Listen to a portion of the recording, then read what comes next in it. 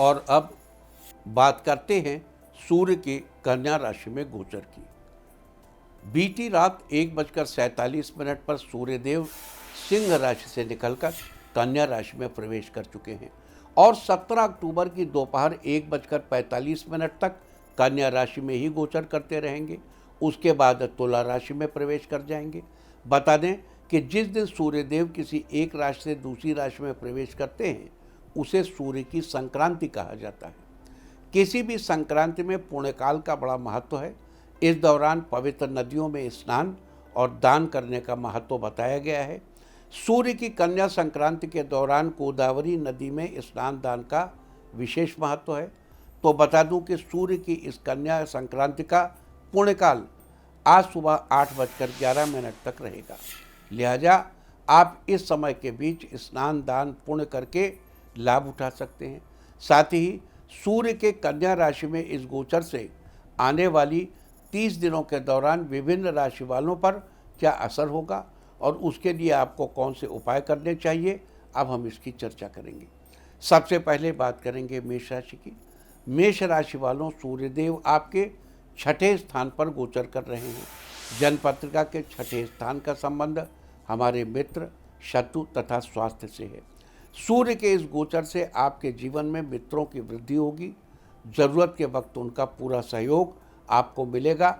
शत्रु पक्ष आपसे दूरी बनाकर रहेगा, लेकिन इस दौरान आपको अपने स्वास्थ्य का खास ख्याल रखने की जरूरत है। लिहाजा 17 अक्टूबर तक सूर्य के शुभ फल सुनिश्चित करने के लिए बंदर को गुड़ खिलाएं। साथ ही मंदिर में बाजरा दान करें। वृष राशि वालों, सूर्यदेव आपके 5वें स्थान पर गोचर कर रहे हैं। जन्मपत्रिका के 5वें स्थान का संबंध हमारी संतान, बुद्धि, विवेक और रोमांस से है। सूर्यदेव के इस गोचर से आपको विद्या का लाभ मिलेगा। आपको संतान पक्ष से सुख की प्राप्ति होगी। गुरु और जीवन साथी के साथ भी अच्छे रिश्ते बनेंगे। तो अगले 30 दिनों तक इन सब चीज़ों का उचित लाभ उठाने के लिए छोटे बच्चों को कुछ गिफ्ट करें। मिथुन राशि वालों, सूर्यदेव आपके चौथे स्थान पर गोचर कर रहे हैं। जन्मपत्रिका में चौथा स्थान जीवन में माता, भूमि, भवन और वाहन से संबंध रखता है। सूर्य के इस गोचर से आपको 17 अक्टूबर तक अपनी मेहनत के बल पर भूमि का लाभ, भवन का लाभ और वाहन का लाभ मिलेगा। साथ ही माता का सहयोग भी बना रहेगा।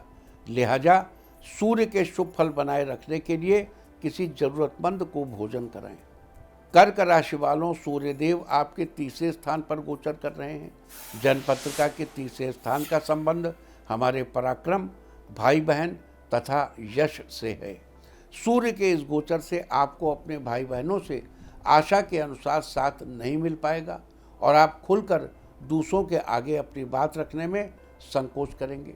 तो भाई बहनों का पूरा साथ पाने के लिए और अपनी अभिव्यक्ति की आज़ादी को कायम रखने के लिए 17 अक्टूबर तक धार्मिक कार्यों में सहयोग देते रहें। सिंह राशि वालों, सूर्यदेव आपके दूसरे स्थान पर गोचर कर रहे हैं। जन्मपत्रिका के दूसरे स्थान का संबंध हमारे धन तथा स्वभाव से है। सूर्य के इस गोचर से आपके धन में वृद्धि होने के आसार कम हैं, लेकिन अगर मेहनत करेंगे तो आपको उचित फल प्राप्त हो सकते हैं।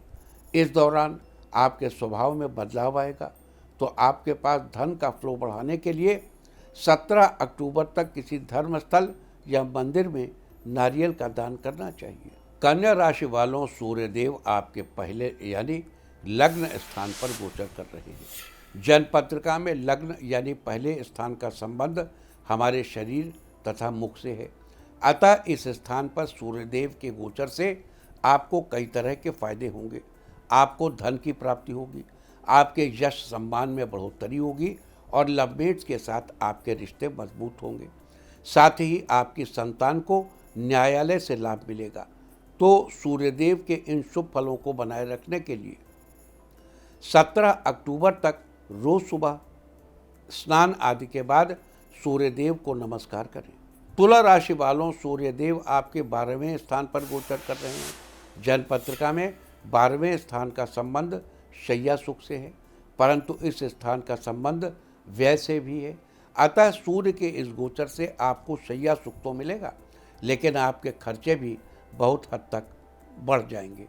तो सूर्यदेव के अशुभ फलों से बचने और शुभ फल सुनिश्चित करने के लिए 17 अक्टूबर तक अपने घर की खिड़की और दरवाजे खुले रखें, ताकि आपके घर के एक एक कोने में सूर्य की किरणें पहुंच सकें।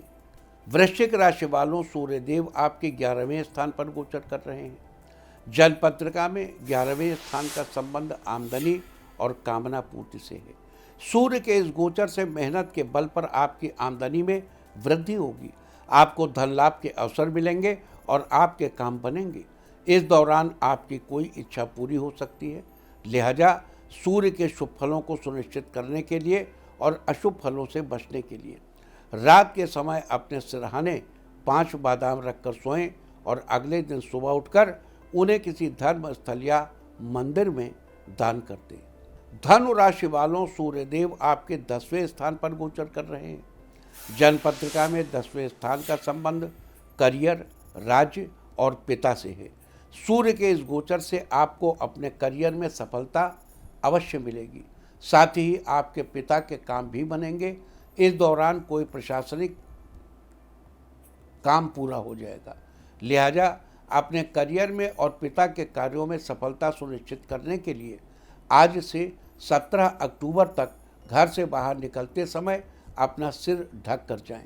आप सिर पर सफ़ेद रंग की टोपी या पगड़ी पहन सकते हैं। मकर राशि वालों, सूर्यदेव आपके 9वें स्थान पर गोचर कर रहे हैं। जन्म पत्रिका के 9वें स्थान का संबंध हमारे भाग्य से होता है। इस स्थान पर सूर्यदेव के गोचर से आपको अपने कार्यों में भाग्य का उतना साथ नहीं मिल पाएगा। आपको अपने कार्यों में कड़ी मेहनत की ज़रूरत है, तभी आपको सफलता मिल सकती है। लिहाजा अपने कार्यों में सफलता सुनिश्चित करने के लिए और अशुभ फलों से बचने के लिए घर में पीतल के बर्तन का उपयोग करें। साथ ही इस बात का ध्यान रखें कि किसी को भी 17 अक्टूबर तक पीतल की कोई चीज़ गिफ्ट में न दें और न ही दान करें। कुंभ राशि वालों, सूर्यदेव आपके 8वें स्थान पर गोचर कर रहे हैं। जन्म पत्रिका में 8वें स्थान का संबंध हमारी आयु से है। अतः सूर्य के इस गोचर से आपका स्वास्थ्य बेहतर रहेगा। अतः अपने बेहतर स्वास्थ्य को सुनिश्चित करने के लिए और साथ ही लंबी आयु की प्राप्ति के लिए अगले 30 दिनों के दौरान काली गाय की सेवा करें। साथ ही जब भी मौका मिले बड़े भाई की मदद करें। मीन राशि वालों, सूर्यदेव आपके 7वें स्थान पर गोचर कर रहे हैं। जन्म पत्रिका में 7वें स्थान का संबंध जीवन साथी से है। आपके दाम्पत्य जीवन से है। सूर्य के इस गोचर से आपके दाम्पत्य रिश्ते मधुर होंगे। रुके हुए कार्यों में सफलता मिलेगी। तो जीवन साथी के साथ अपने रिश्ते को मधुर बनाए रखने के लिए और किसी भी तरह की अशुभ स्थिति से बचने के लिए अगले 30 दिनों के दौरान अपने भोजन में से एक हिस्सा निकालकर किसी ज़रूरतमंद को खिलाएं। तो ये सारी चर्चा थी आज सूर्य की कन्या संक्रांति के बारे में।